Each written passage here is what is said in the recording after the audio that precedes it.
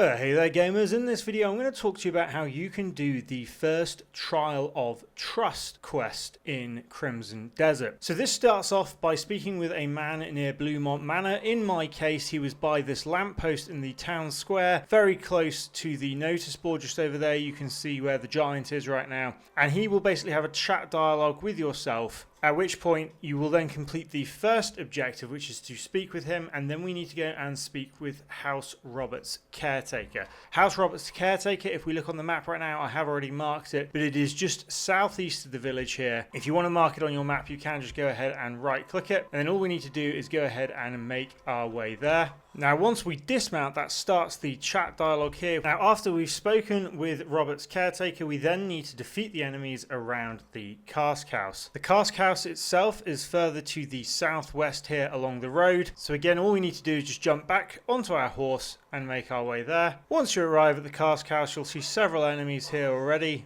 You can go ahead and defeat them, they're fairly easy to fight.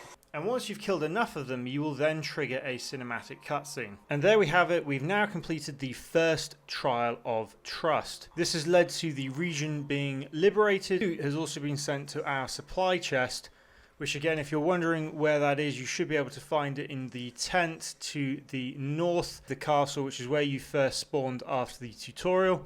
But there you have it guys, that is how you do the first Trial of Trust quest in Crimson Desert. Really hope that this video helped. Please do drop a like and subscribe if it did. It really helps the channel grow, and I'll see you in the next tutorial.